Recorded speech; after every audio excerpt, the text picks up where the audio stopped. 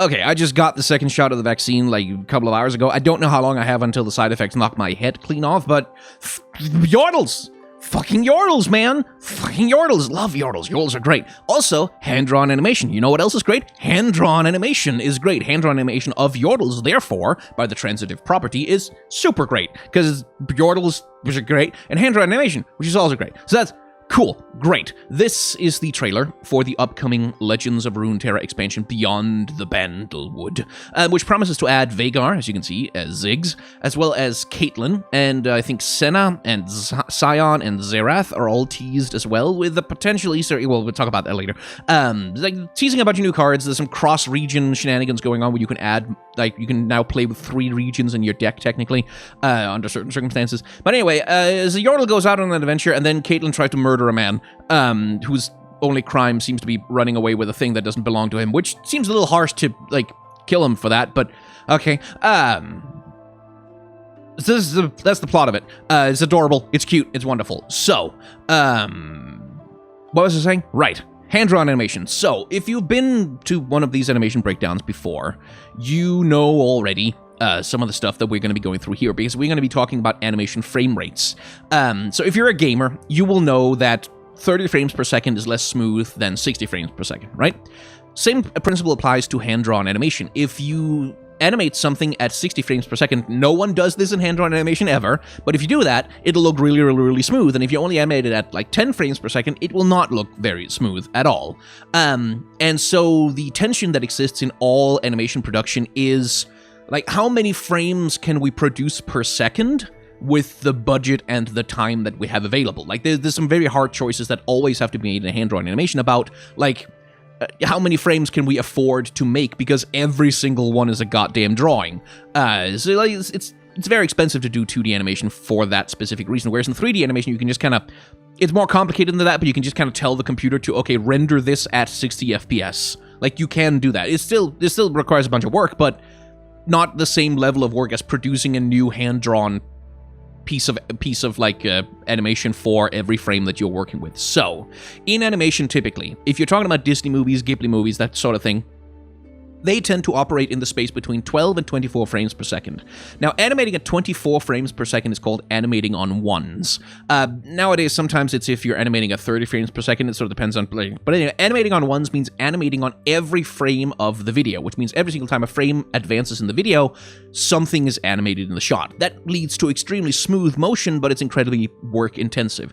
Typically, you'll see a lot of animation being done on 2s, which means they're animating at 12 frames per second on every other frame. Animation happens on 3s, animation happens on 4s, and depending on the budget and the scope of the particular production, animation can also happen on 5s and 6s, depending on what's going on in the frame, because if you have like a really emotional dialogue scene where characters are really communicating a lot of feelings and like little micro expressions and like, then you need sometimes a higher frame rate to really get that stuff to come through, so you might animate that at 2s or even on 1s if necessary. Whereas if you have a background character who just needs to be standing around somewhere, like doing a repetitive action, you can probably get away with animating him on 3s or 4s because, like, who cares? Like, it's not that important. So animation productions will work mostly on variable frame rates, which is like when something is important, something very meaningful is happening, we animate at a higher frame rate in order to really sort of sell the moment. And when something that's not as important is happening somewhere in the background, well, just to turn the frame rate on that character and that thing that's happening down. They will also work on a sort of staggered frame timing, which we can see in this particular shot here. So the Yordle in question here, like the adorable little Yordle scout, is called Ava, just in case you were wondering. And what we can see here from this scene with the smoke is a great example of variable frame rates being put to use, because here you can see, here on this frame, Ava moves a little bit. Then on the next frame, nothing happens, like literally nothing happens. Then on the next frame, the smoke moves, then Ava moves, then nothing happens, the smoke moves, Ava moves, nothing happens, the smoke moves, Ava moves, nothing happens, the smoke moves. So there's this cadence of things moving at variable frame rates. And what that does, it's a little trick that kind of smooths out motion and gives a greater sense of life to things that are happening. Because if everything is moving at exactly the same, on the exact same frames, like if you have frames... animation that's made at 2 frames per second, or 12 frames per second, and everything moves on the same frames, you get this sort of slightly stuttery, slightly mechanical vibe, because everything is only moving on every other frame. And that can get a little bit mechanical, that can get a little bit sort of odd looking, and the human eye can pick that up. But one way you can create more sort of depth and motion and sort of a feeling of liveliness to the scene is by animating, as they do here, various elements at different frame timings. Like, they're all animated on 3s, because, like, looking at the smoke, right? Smoke moves, then it's 1, 2, 3, 1, 2, 3, 1, 2, 3. And Ava 2 is animated on 3s here. 1, 2, 3, 1, 2, 3, 1, 2, 3, then she moves. But because the smoke and Ava are animated on slightly different timings, you can see how, like, the whole scene looks more lively, because rather than things moving only every 3 frames, there's something moving on 2 consecutive frames, then there's a frame of stillness, then there's 2 consecutive frames of movement, then there's stillness. So, like, it makes the animation feel smoother, even though you're not animating everything at a higher frame rate, which is one of the tricks that, like, animators like to use, especially in modern productions, which this is just stuff that I nerd out about. I don't know if it's interesting to you. Anyway, we open on this shot of the Bandlewood, which is the ancient ancestral home of the Yordles or whatever. And here you can already see a little clever effect that's being used, which is like, well, I say clever. It's pretty standard, but it gives a nice little subtle effect that you don't notice really unless you're looking for it, which is parallax scrolling in the background. So the elements in the background here, like these tree branches around this bit right here, and then maybe the treetop branches and leaves like in this area right here, and then this bit of leaves right here, they are all animated in the scene on different layers, right? Like, so they're not all the same drawing. These are 3 or 4 drawings that are stacked on top of each other, and what that allows the animators to do, or probably in this case more like the compositor maybe, is to move them at slightly different rates as the camera pans down. You can kind of see that this bit right here, right? That begins to move upwards slightly faster than other bits in the background. Now, that's called parallax scrolling, and what that does, it gives a little bit of a sense of depth. Just a bit. To this scene as we're scrolling down, so that rather than just looking like a flat image that's merely panning downwards, we get this sense of, oh, this is like a camera swinging down. You get this sense of 3-dimensional space in the frame, which is quite cleverly done. And it's very subtle, but it's one of the things like I noticed immediately. I was like, parallax scrolling. I said to myself, I should make a video about that. Because just in case someone else like maybe didn't notice, like, oh, why does that feel so kind of like smooth and 3-dimensional? Well, because, my friend, parallax scrolling is happening sort of rather subtly in the background. You can kind of see it better, I think, here. So you can see this bit of bush right here. You can see how that begins to overlap more and more of the branch as we pan down, which wouldn't be happening if this was merely a flat image. Anyway, Bandle City, Bandlewood, portals, Yordles, yay, and they're all spinning, spiraling. Not much to say here except that this is a gorgeously painted little frame.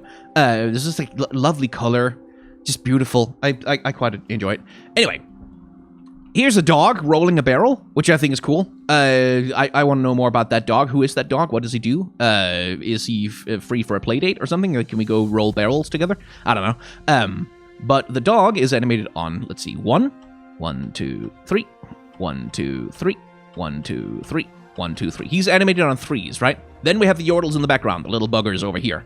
So pay attention that pretty much never will the Yordle and the dog, Yordles in the background and the dog, move on the same frame, and that's that same trick we discussed with the smoke. Again, it's about making sure that movement is happening in the frame, like, as often as possible. Even if it's not the whole frame moving, we can move some of the frame, like, so that there is much more smoothness in the frame as a whole, even if not necessarily in the individual characters. And I just love these little guys. Look at how appealing they are. This is so lovely with the big smile, hoisting up their little thing.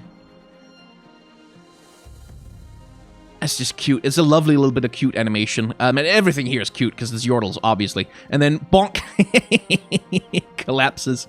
And I love that. Like, I love that the camera doesn't linger on this. Like, they did all the work of like animating this little scene, but the camera isn't like, oh shit, we need to put the work on screen. That's just let it pan off, and then we get distracted by these two fellas walking along here. And here again, lovely little bit of visual storytelling.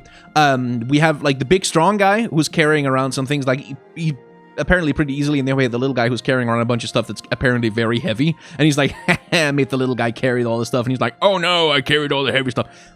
It's not like Shakespeare or anything, but it's just a little bit of storytelling that gives you some clue about the relationship between these two characters. And there's something very Disney-like about the secondary motion that's happening here. So, like, the primary motion of this guy, right, is that he's just, like, kind of walking along. But then look at his ears. Look how they're flapping. Look at that little flapping motion they added into that. It's gorgeous. That's a wonderful little detail because it makes him so soft and it makes him so bouncy. And I also appreciate this is something that's kind of subtle, but it's actually really fucking hard to do. That little head waggle he does. You see how, like, as he like moves, he kind of waggles his head a little bit to side to side and it changes the angle. And you get that very, very subtle sense of just a little bit of rotation happening. That's actually really hard to do. Like, it's really hard to keep the character on model when you're doing stuff like that. This is not like Milt Kahl head waggle levels of stuff. Milt Kahl is a Disney animator. You'll know him for having animated Shere Khan in The Jungle Book, as well as, I believe, if you watch Aristocats, the old attorney lawyer guy for the old lady in that movie. That's a Milt Kahl character as well. He also did a bunch of work on Sword in the Stone, and what Milt Kahl is particularly known for is the Milt Kahl head swaggle, where he will just to show off, basically, like, this old man would just, like, do this little head swaggle with his character, where the characters sort of wiggle their head back and forth while they're talking, which is something that's so fucking incredibly hard to do, and he just did that casually, because he was a fucking boss, as an animator, which is a lovely thing. But that's not really what this thing is about. There's not really a Milt Kahl head waggle going on. It's just a little bit of like, rotation going on with the head as he moves, which I really appreciate because it gives him such a good bounce that I really like. So again, animated on 3s here in the background, I believe. Yeah. Our little furry friend there who's putting up the sign is animated on 3s. And you can see the little reaction of the older Yordle here. How they're sort of, they're interplaying with each other, like doing that variable frame rate thing again, in order just to create as much smoothness as you can in the frame within the budget that you have available to you. And speaking of budget, by the way, like, that's a lot of fucking characters. Another thing that you need to budget into the budget of creating an animation like this is you need character models. Like, you need character sheets for every character that's gonna appear, at least if they appear in anything more than, like, a static shot. You need character models. Like, you need, as part of the production, for the animators to work from, they need character designs.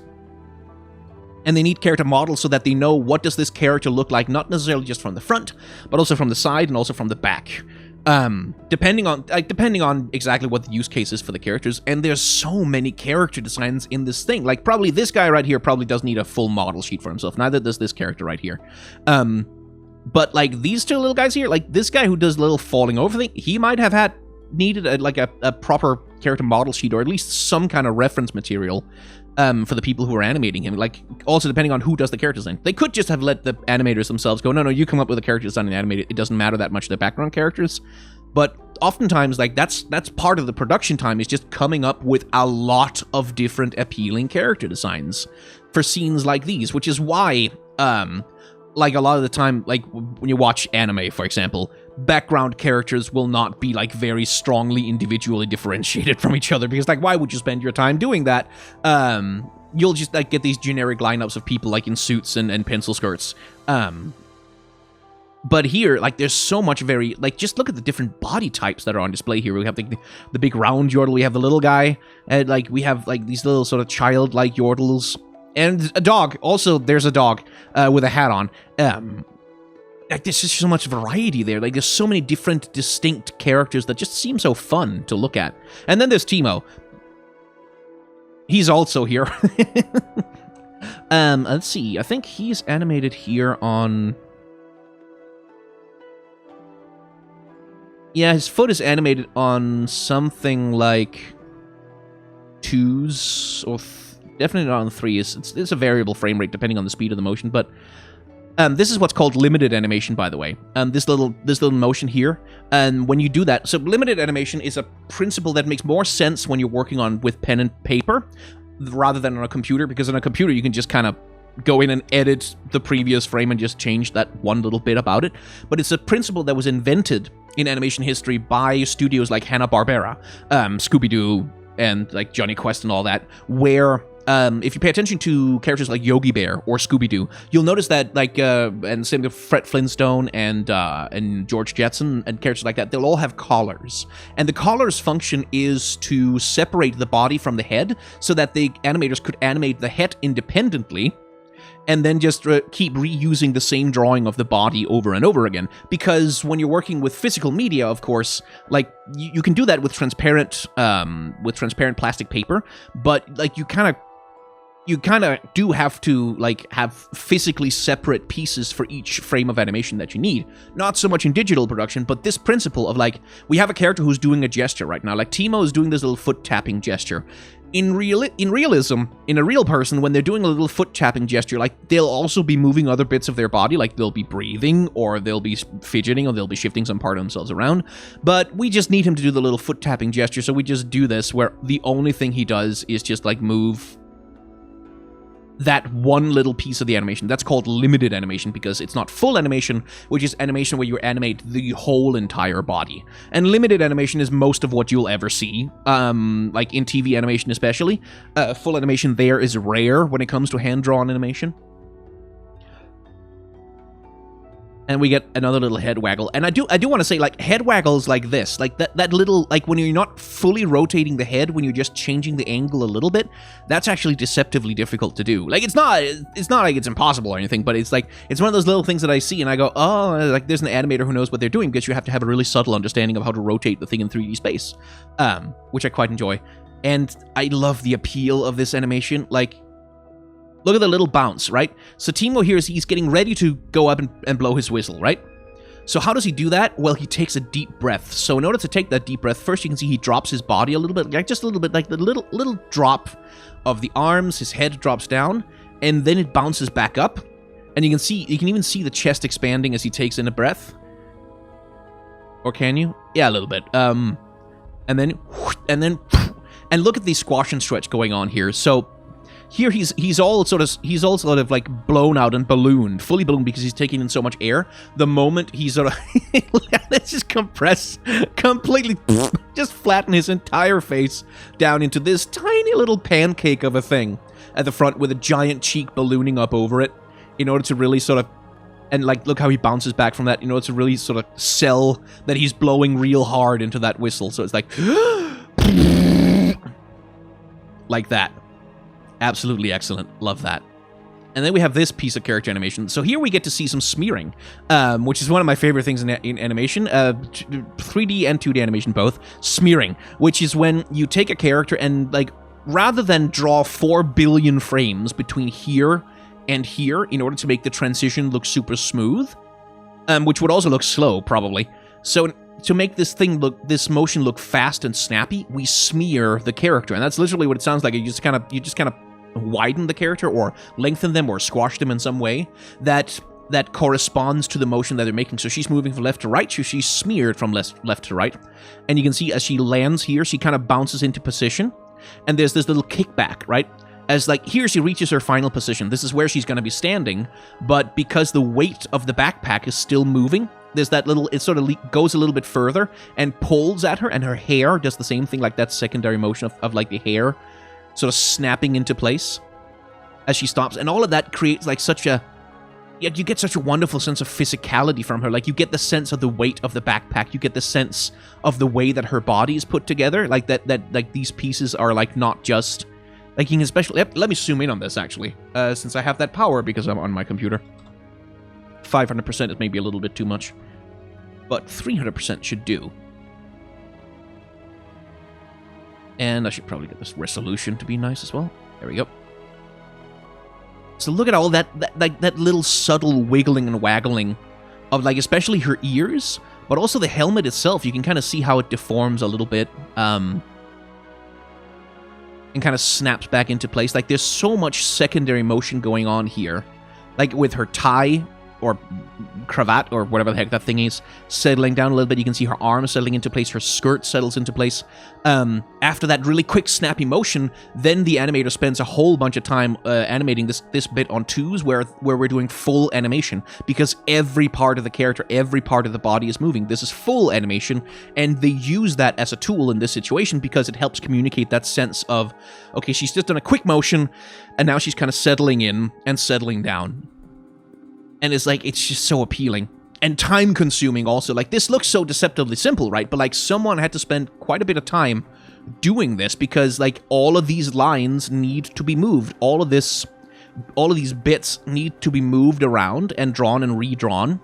And with the little bit of boil I can see on the lines, it does look like they do redraw frame by frame, which is something Sun Creature Studio are fond of doing because they're madmen. Even if they could, like, copy-paste, and then we get the turnaround from Teemo.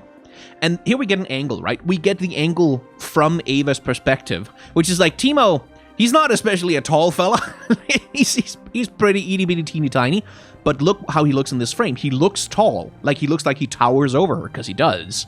And that's all down to the angle. Like, the camera is placed, or the virtual camera is placed essentially just behind Ava's head, following her sightline, and we're looking up at Teemo. But on top of that, there's a little bit of subtle distortion going on. With the perspective that makes Teemo look even taller than he actually is, because we're not just seeing Teemo from Ava's perspective, we're also seeing Teemo how Ava sees him, which is that she literally looks up to him, and to her, he's a giant. Like, he's someone who looms large in her thinking, for whom it is very important to her that he's proud of her, like that she proves herself to him. And that storytelling is just done here. Because, like, you can see him from Ava's perspective. You know how she feels about him. And he gives her this mission. Materials needed.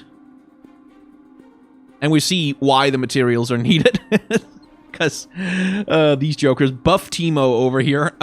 Which is a very distressing concept, I must say. Doing a little bit of hammering down there. And again, there's so much extra work. Like, really here, the animators could probably just have done these two Yordles. Like, this guy with a hammer, like, sort of doing a repetitive motion over and over again. And, like, maybe this lady holding up a piece of paper. But they go the extra mile here a little bit, because we have, like, motion from the little Yordle here, sitting down there painting. We have the big purple fruit thing. He does this little sort of gesture as well. And then this guy over here has a very subtle bit of motion. You can see he just kind of looks around. Like, he barely does anything, but there's still motion in him. This is like... And this is something I love to see, because that's the animators just doing a little bit extra. Like, this wasn't necessary. You didn't need to do that.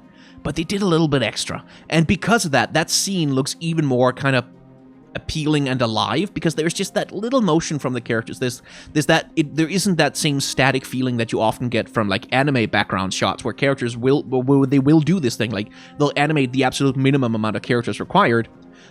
Which is perfectly fine. It works. It's not like a bad thing. It's just that's what the constraints of the budget allows. But here, clearly, they have the budget and the time, so they go a little bit extra, just to add a little bit more life into it, which I love.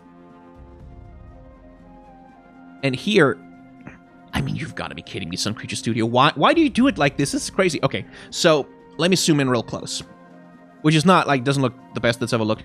Pay attention to these lines right here as I move forward. Do you see that? That right there, that little wiggle, that little inconsistency between frames, that's called boil, right? The frames are boiling because, like, they're behaving like boiling water. And what gets me about that is, so all that's happening here is that Ava is leaning back her head a little bit, and she's, like, lighting up in this smile as she gets her mission, right? That's the only motion that's happening. All they needed to do, the only goddamn thing they needed to do, was do limited animation on her head. Just animate the head.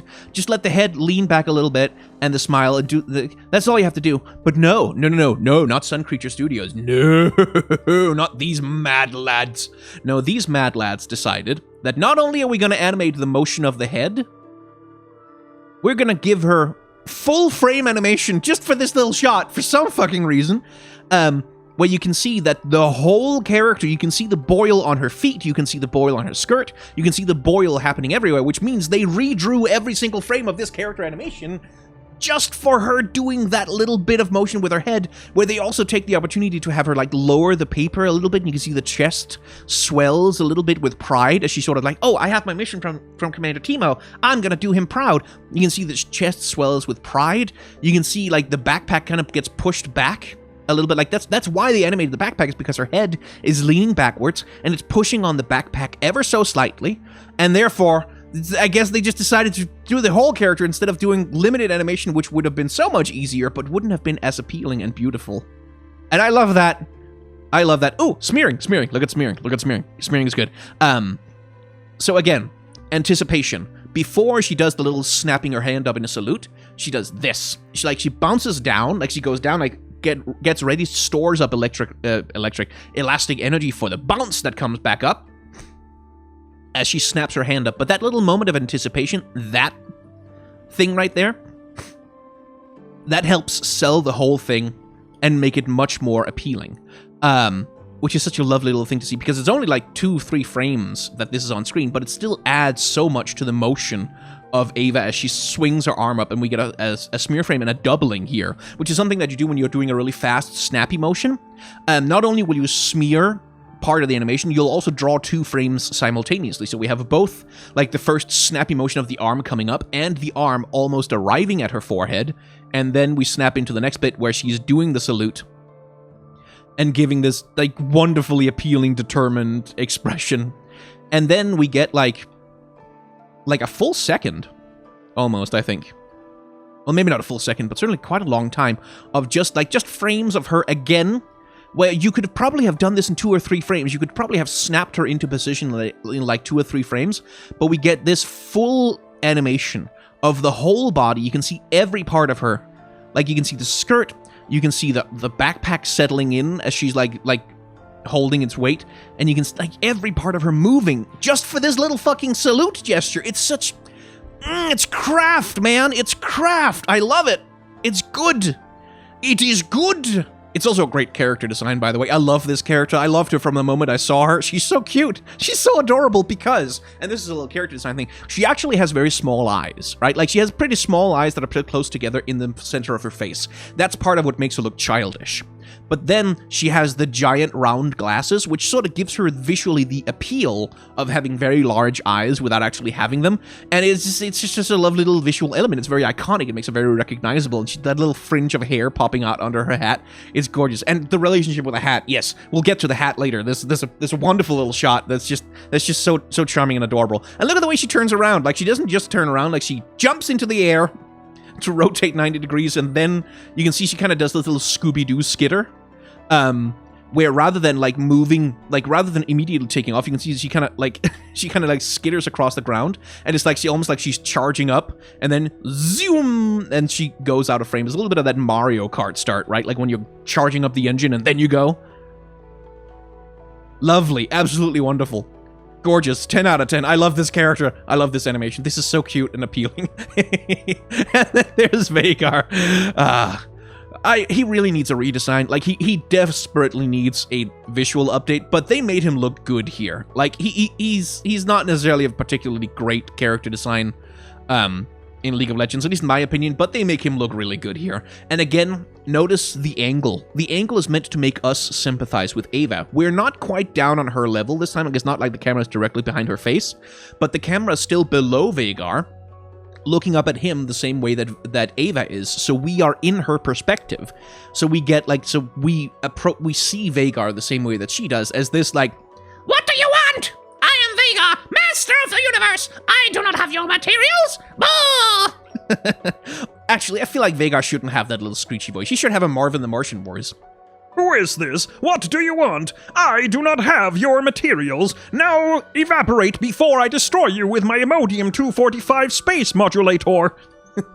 That's just my feeling about Vhagar. He should have a Marvin the Martian voice instead. But anyway, Vhagar, lovely bit of animation here. So a little bit of trickery happening as he slams open the door, right? That's a very large set of fingers, right? That's a very large set of gloves, but then you can see how it just kind of subtly shrinks just a little bit down. So you get this sense of like this hand extending into the frame, this foreshortening thing going on. And like everything about this, like, Is it just me, or is there such a 90s vibe to this? Like, especially this bit right here, the way they've rendered the doors. I'm getting such a Gummy Bears vibe from this whole scene, just the way that it's rendered, and just the bounce of Vhagar, like, because, like, it's not just that he opens the door or slams it open, right? Like, you can see he rips it open, and then you can see he's, like, taking a stomp, right? Like, he's getting ready, like, I'm going to stomp out of this door. Like, I shall stomp out of this door and demand to know what this tiny child wishes from the mighty Vhagar. So he's got his foot up, it's like, what do you wish? It's like because like he doesn't stop naturally, so he has to do it on purpose. Because he's not good at being an evil overlord. It's a little thing. I just love it because you can see like he's doing that stomp, and then he straightens up to his full height of fucking nothing. Wonderful, just wonderful. And again, anticipation as Vhagar begins to get into the motion of like conjuring this orb of vile energy or whatever. There's that little bounce down, and that's the other thing that also makes this feel so much like a 90s Disney cartoon to me in a lot of ways, is that there is that bounce down, like that particular kind of doing anticipation and follow through, that feels very Disney, like that has that particular Disney feeling. And by the way, another little thing, like just a little detail that I find impressive, that right there, you see the gauntlet, like as he's getting ready to lower his center of gravity and like do that thing. That little thing right there where they rotate his gauntlet ever so slightly on his arm. And if you pay close attention, you can see, for example, that the spikes... let me zoom in on it. You can see, for example, that the spikes don't stay on model, right? Like you can see here how they change their shape, and how like the whole thing kind of loses its coherence just a little bit, but it doesn't matter. Like, that's not something you really notice, but the thing that I noticed is that they went to the trouble of, as he lowers the center of gravity, his arm rotates into it. Because that makes the motion just a little bit more complex and gives it a little bit more dimension. And it's, again, something that they probably could have gotten away with not doing at all easily, but they did that. And this is a really complicated object to rotate, is the thing I want to get at. Like, these are a lot of, like, you can see these, like, curved plates, and the spikes, and, like, the weird shapes on, like, the gauntlet fingers. Those are difficult shapes to rotate in 3D space when you have to do it by hand.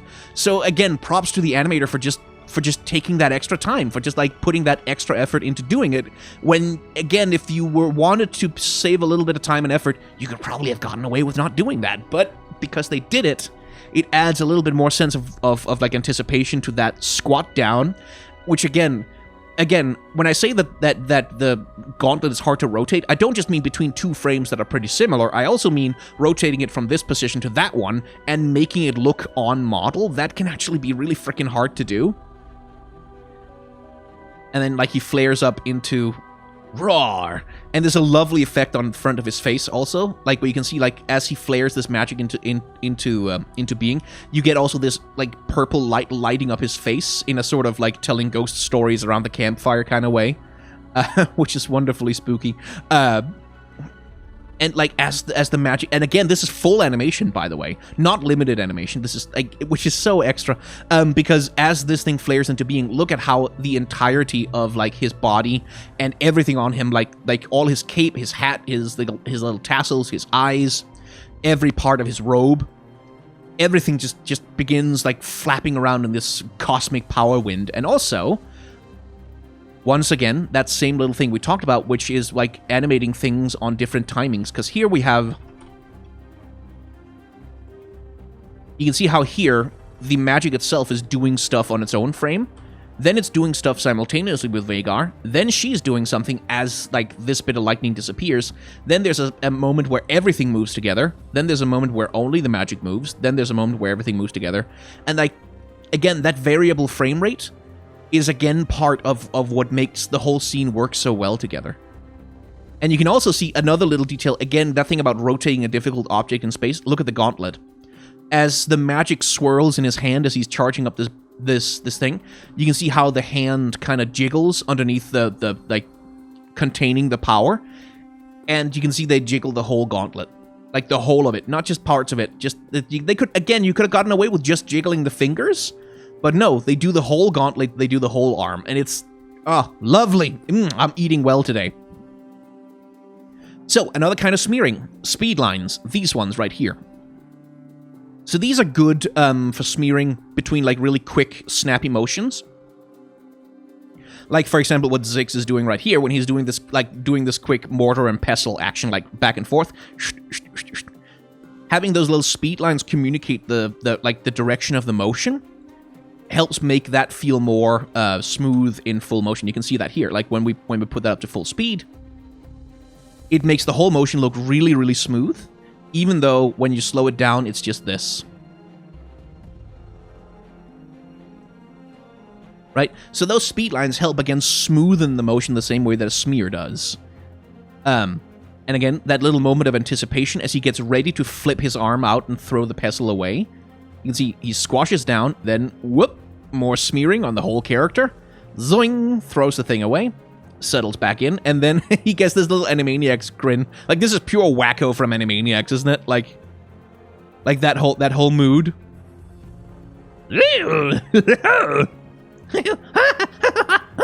Like, real 6 hours. Absolutely wonderful. And here again, you can see they do the little variable frame rate animation trick, where Ziggs moves, then the thing moves, then Ziggs moves, and the thing moves, then the thing moves, then Ziggs moves, and over. And so much squash and stretch on him, too. Like, when he does his motions, as he grabs this thing and pulls out, you can see, like, the whole face gets kind of lengthened with the big grin that he's doing. Ah, it's so good. Look at this excellent stuff. And then here, like, and then there's this contrast, right? Like, where before, like, during this whole thing of, like, him doing, he's, like, hyperactive, like, he's doing things all, like, throwing things away, back and forth quickly, and then, as he's about to pour, all of a sudden, stillness. All of a sudden, this character who was so hyperactive for, like, a second, complete stillness, complete stillness, complete stillness, and then, boom! As we bounce in. Again, she does the same little bouncy, like, sliding in from the left move with a little bit. You kind of can't see it so well because she's obscured by these beakers, but there is still that little bit of like, stretching out and smearing on her. And you can see that, again, like, you can see that they don't do quite as elaborate of a job with her settling back in after the snappy motion here, because the focus of her, on this scene, like here, with Teemo, the focus on in the moment when she slides in is on her, but here the focus is split between the two of them, and in particular, it's supposed to stay on Ziggs as the explosion happens. And you can see the change in mood from him again, like as he gets shocked and spills too much into the beaker.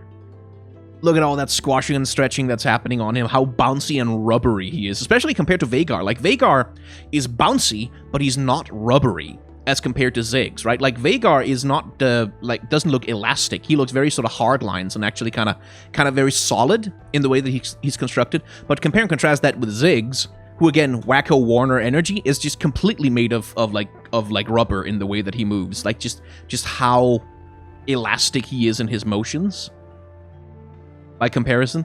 Which is just a lovely little contrast between the characters, that, like, this character is way more silly than the other, so we just let him be a little bit more bouncy and elastic in his animation, which I think is a lovely thing to do. And then we get back to our little scene with poor Ava thinking that she's failed her quest. And we get this. This is so good. Bonk. Let's zoom in. Let's zoom in. Yeah. Good stuff. Look at that expressiveness. That's so good. Like, look at how, and again, look at how the whole character is being used to tell the story of her mood. It's not just that she has sad eyes. It's not just that she's kind of hunched forward. It's not just that her arms are kind of hanging limply down her side. It's also that she's moving with heavy steps. Like before, Ava's motion that we've seen it before is snappy. Like, it's very enthusiastic, it's very snappy, it's very fast. Here, it's all like very heavy and using the backpack as this heavy burden that's weighing down upon her. As she takes, like, these slow, sort of heavy steps, and, like, ugh. You get the sense of exhaustion and tiredness as she collapses. Splat, and goes down, like, oh. It's such a good expression. Like, you can see how the cheek being smooshed against the ground is being used to squash up against her eye. And the ears are being used as well. Like, the classic thing you do with characters with ears is when they're sad, you have the ears hang down on the side of their head. And when they're alert, you have the ears sticking up, and so on and so forth.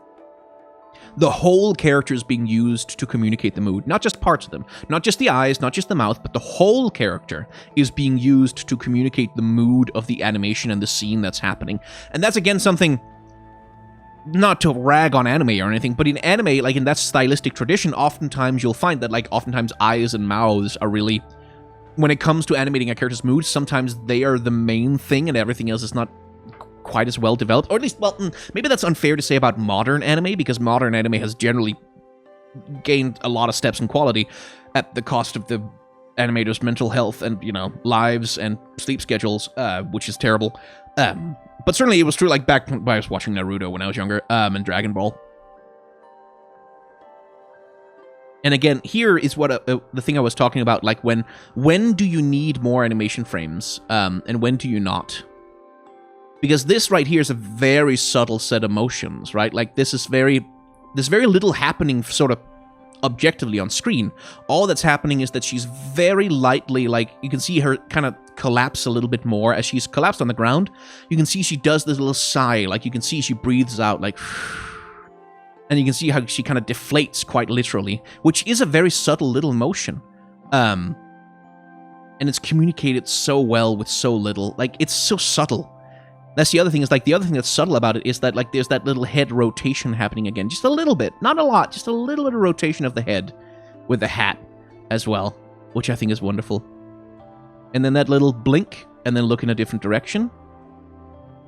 And then see the portal. And here's something I love. You can see how, like, her hand is sticking... Okay, let's zoom in on that so it's easier to see. There we go. So you can see how her hand is sticking out from under the backpack here. Look at that. They sort of make her slide the hand in through, like, under the backpack. And as she does, you can see how the whole weight of the thing, and, like, even this pocket, like, they rotate that pocket a little bit in space to sort of make it jiggle as she's, like, freeing her hand from under it. And then she pushes herself up. Like, yeah! And you can see, even as she pushes herself up, another little subtle gesture. You can see how she pulls the leg in a little bit, like, to steady herself, because she's, like, slightly going up on her knees a little bit. So you can see how she rotates the foot just a bit, and, like, drags the leg in just a bit. And it's just a little thing, but it's so good. It feels good. Like, it feels good to look at. I love it. And then there's this. She steals book, or borrows book, who knows? Like, we don't know if Nora is still around in Bandle City at this point in the timeline. This is book, which is the book that Yumi rides on. Yumi apparently is not around to protest, but she goes to Nora's house and borrows book, I guess. Whether or not she asked, we don't know, but, And that actually made me excited the first time I watched it, because I was like, oh, is this, like, are these, like, the adventures of young Nora from before she owned Yumi, before she was a renowned sorceress? But no, it's Ava. And where Nora is in any of this, we don't know. And then we get this lovely transition, where it's just a clever little bit of transition work, where we transition from this scene, in Nora's study, where, again, remember the parallax scrolling effect we talked about way back at the beginning of this thing? Pay attention to the map here. You see how, as we scroll to the right, how it begins to overlap with the little clock that's sitting there? It's such a little thing. Like, it's something that you barely notice, but it gives you the sense that a camera is being rotated rather than simply a drawing being slid to the side. And then we rotate from that into the Sawn Undercity, where, again, a little bit of parallax scrolling. You can see it especially here on this pipe. You can see how the rooftop there comes into view more and more as these windows reveal. Which, again, is all about, like, selling that sense of three-dimensional space by using only flat two-dimensional drawings, which, again, it's not rocket science or anything in animation terms, but it's just good. As Caitlin attempts to murder an unarmored man. Which, I mean... It's like, I would understand more if he like had a visible firearm or something. Like, but no, it's just a dude running who has a thing that he's not supposed to have, and Caitlin is like, well, time for a headshot. Bang. She was aiming for his head. Like, she was not aiming, she wasn't shooting for the legs. That was a headshot. Like, right there! That's where his head was supposed to be, and it got blocked by this pipe. Caitlin, Jesus Christ! Honestly, like, you could just shoot his leg, surely, if you must. Or use your net or something. Girl! It's a little much, isn't it? Going a little hard on the police brutality there. So, again, variable frame rates. You can see how the dude moves, Caitlin moves, the dude moves, Caitlin moves, the dude moves, Caitlin moves, the dude moves, Caitlin moves. And this is animated, relatively speaking, on 2s, I think? 1, 2, 1, 2, 1, 2, 1, 2. Yeah, this is animating on 2s. And it looks quite gorgeous. This, again, is a little subtle thing. It's actually really... It can be actually really hard to animate a character moving into the screen like this, like moving into perspective like that. Now, there's things you can do, like with modern production technology, obviously you can just kind of scale the character up a little bit. There's some little cheats and stuff you can use to work around it, but it is a difficult thing to do, and the thing that makes it more impressive, and this is the work of the colorist and whoever's in charge of lighting, is as he moves, like you can see the light comes in from the source on the side here, like on the right, but then as he moves into shadow, and you can also see, like, as he moves, like, the way that the light plays around on his knuckles on the side of his face, and then as he moves into shadow, you can see how they cut the light first by half, like just by cutting the luminosity of it, and then completely removing it as he moves into the shadows there, which is just a subtle little thing that, again, like, using the lighting that way helps place the character in the scene in a really nice way. And they also use that as a transition. Like so. To him doing this little bit of parkour as Caitlin attempts to murder him again. Or sets up to murder him anyway. And another, just a subtle little settling motion, like not a lot happening here, but just a settling motion. And I love this design for Caitlin. Like, I mean, I still have my problems with Caitlin. Like, the sort of steampunk cosplay thing that she's got going on is still there. And it looks a little silly for someone who's like, for someone whose job it is to run through alleyways chasing people, it's a little weird that she does that in, like, in that outfit. It seems impractical, especially when she's supposed to be, like, the sheriff of Piltover, like, she's supposed to be, like, an authority figure, someone who's the head of a police force. So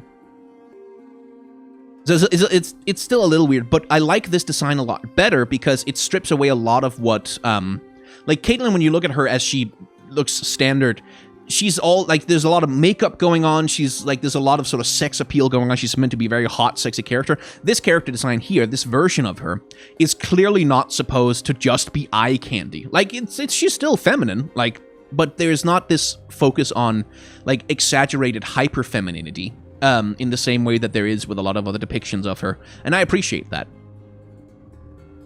Here's another good little animation, because there's really not much happening there, but it works. Like, you see that little head bounce? Like that, like, as he runs, like, the way that the head bounces ever so slightly in the frame.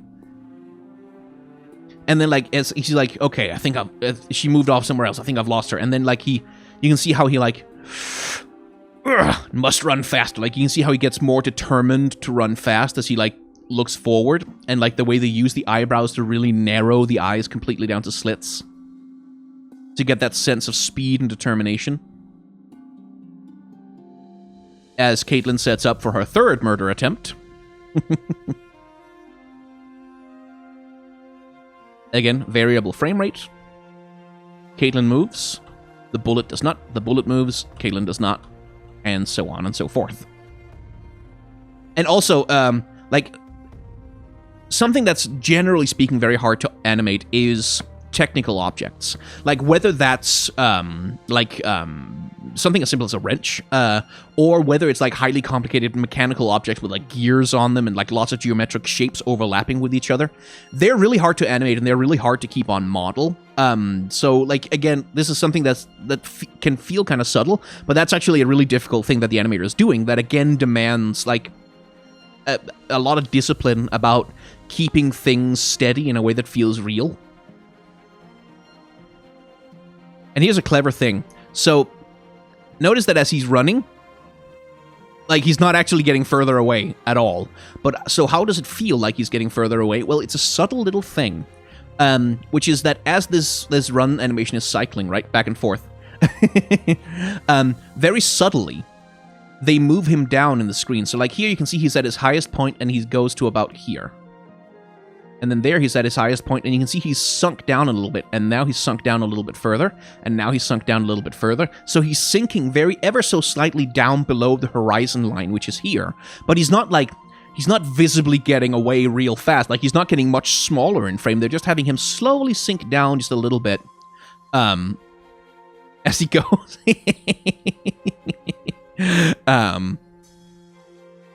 Which I think is just like it's a very effective way to do it. And it allows him to stay like centered in frame and very, very visible as Yordle portal opens up and Ava comes out, bounces down on him. And again, they're doing that little thing with the light, like where you get the light so that you can see how it fades in from above and accentuates like the whole of his character model as Ava drops down on top of him. Splat!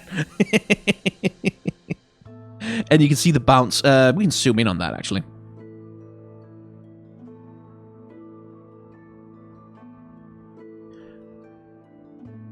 Look at the bounce. That little sort of helpless kitty cat thing on her back, or turtle on her back bounce thing that she does.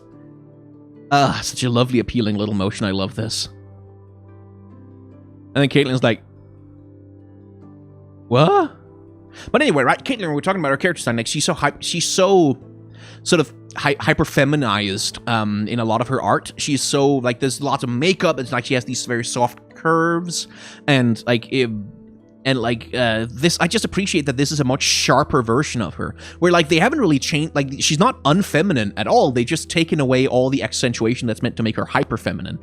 So she has this very sharp looking face, which again is appropriate for a sheriff. Like someone whose job it is to chase around criminals in dirty alleys, like to have this very sharp feature on her. And I had someone at Twitter say to me like, oh, well, she doesn't look feminine anymore, she looks mannish. And that's like, no, women have sharp, like they have chins sometimes, women. I've heard about it, I've read about it in magazines, that occasionally women will have chins and they will have cheekbones and stuff. Like they'll have jawlines even. And it's like, she's not unfeminine here. It's just that she's not as hyper-feminized as you're used to seeing her. And that can be jarring, because like in the aesthetic of League of Legends, there is only, with female characters, there's only either you're hyper-feminine, or else you're hyper-masculine, or else you're, I guess, Aphelios, who's like the closest thing to sort of male androgyny we have, really. Or maybe you're Ilaoi, but she's still very feminine. But yeah, like for League of Legends characters, she looks very mannish, or rather very sort of masculine presenting. But for like actual people, no, she looks feminine. Actually, she looks perfectly feminine. It's just, you know, she just looks less feminine than you're used to, or less hyper feminine. Anyway, back to excellent character animation. This little wiggle as she's trying to get back on her feet. Look at that. And again, full animation, like you can see the boil happening on the lines. As she, like, you can see she shifts her weight. She kind of thrusts herself forward, trying to pull the weight down. And one more go. And you can see the effort, right? Like, you can see, like, the way that she's, like, kicking with her hands and feet. Like, come on! Almost like Yoshi trying to make a higher jump, like... And then finally, like, there's this tip-over moment. As, like, she finally manages to shift the weight enough. So you get this slow build-up again, like this slow, and then all of a sudden, whoa-oh. I love that expression so much. And then you can see how she gets lengthened. Like, there's a little bit of like, squash and stretch going on, and she gets stretched. And then she lands, and then it's squash. And this, remember this moment I said about like the relationship between Vex and her hat? This is the one I'm talking about. I love this so much. This is just one of my little things. I love it when you have a character with a big hat and they do a thing and then they land and then the hat is like down over their eyes and you can only see their mouths and they're like, oh God, what happened? Someone turn out the light. And then they kind of have to like push the hat back off their head. I love that. I don't know what it is. It's just the most adorable thing in the fucking universe. I love this motion so much. Because it's the best thing. It's the cutest thing you can do with a big hat. It's wonderful. I love it. Caitlin should do that sometime. And as she looks up and goes like, uh-oh, what do we got here? And again, this is a feminine character. Like, in case anyone wants to fucking fight with me in the comments, I welcome it, because this is a feminine character. You can't look at this character and say, oh, she doesn't look feminine. No, she looks hella feminine. You're just, like, used to a face that's slathered in makeup all the time. And there's nothing wrong with having lots of makeup on a face or being hyper feminine in that way, or even being just slightly feminine with makeup on your face. If you're a dude and makeup on your face to look a little feminine, that is also cool, but, like, just don't tell me that a character who isn't feminine, because, like, femininity is more than that. Anyway, that's a character design rant for another time.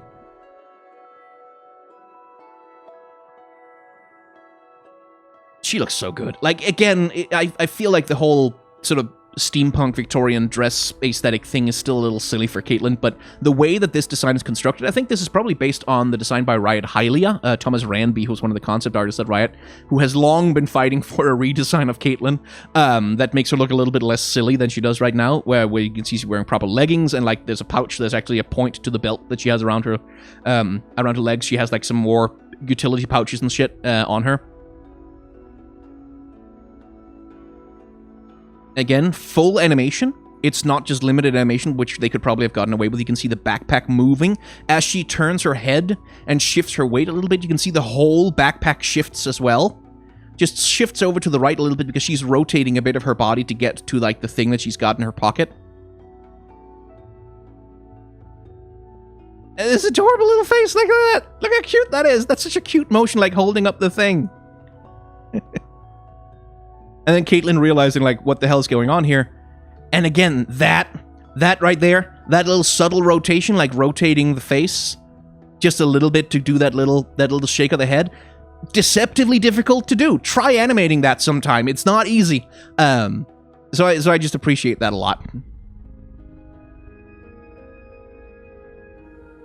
And, like, just everything about Ava's animation is so appealing. Because, like, you can see when she's, like, picking up this thing over here, it's not just that she's reaching down with her hand. It's like you can see she leans the whole body over.